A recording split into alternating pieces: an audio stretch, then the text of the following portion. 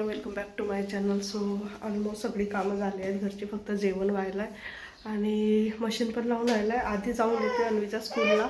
Actually 2 दिवसाच्या आधीच हे सगळं करायचं, पण सगळं तब्येतीमुळे पॉसिबलच नाही झालं. तर आज जाऊन तिची ॲडमिशन करते आणि न्यू सेशन सुरू होईल जूनपासून. सो आता फक्त 1 मंथ बाकी. आता पण होत होतं ॲडमिशन. असं जर टाकायचं असेल तरच, नाहीतर मग आता 1 मंथ स्कूलिंग राहील आणि एप्रिलच्या 1 वीकपासून मग सुट्ट्याच राहतात. तर त्याच्यापेक्षा म्हटलं जूनपासूनच जे न्यू ॲडमिशन आहे, न्यू सेशनपासून तिथूनच ॲडमिशन करते. सो जाऊन येते. अन्वी रेडी आहे.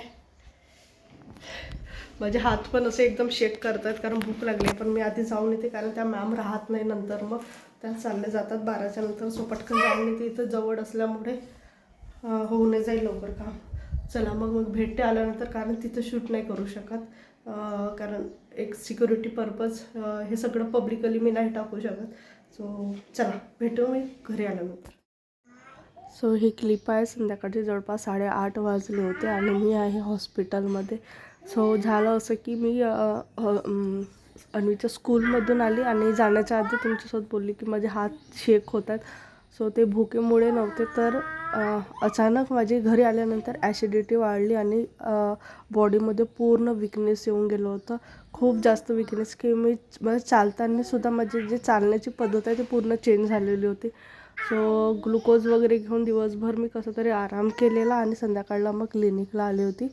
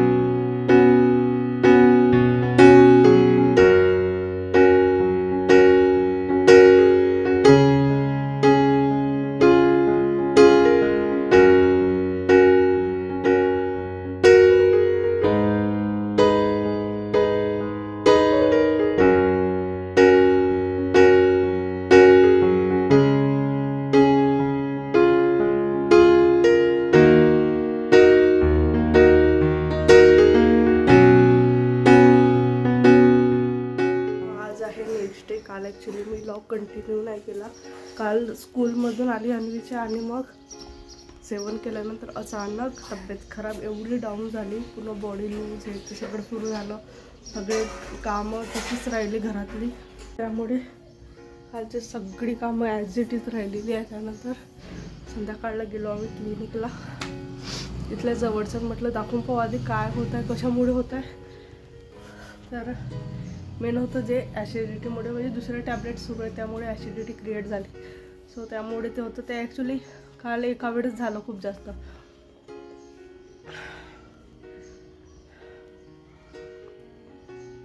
सो काल काहीच व्लॉग कंटिन्यू नाही केला. एक तर थंडी पण वाटत होती. बरं आज नागपूरमध्ये पुन्हा ॲटमॉस्फिअर चेंज झालं आहे. हे सगळं कसं आहे ना, इतकं रॅन्डम फास्ट, एकदम फास्ट ॲटमॉस्फिअर चेंज होतं आहे. कधी गरमी वाटते आहे खूप जास्त. आज सकाळपासून सगळं थंड वारं सुरू झालेलं आहे.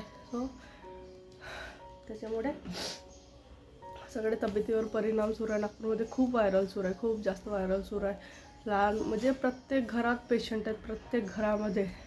आणि असं नॉर्मल तब्येती खराब होत नाहीत, एकदम हाय लेवलच्या थंडी वाटणे, हे खूप जास्त 100च्या वर ताप असणे, हे सगळं सुरू आहे सध्या.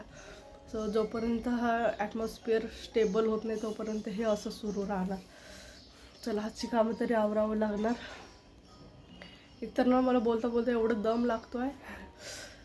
तर चला मग आजचा व्लॉग मी इथंच एंड करते, कारण मला नेक्स्ट व्लॉग सुरू करायचा आहे. भरपूर पसारा आहे घरामध्ये. तो आवरताच आज 12-1 वाजणार आहे जेवण करेपर्यंत. पण मी बी प्रयत्न करेन आज लवकर जेवण्याचा, कारण कसं होतं ना, एक तर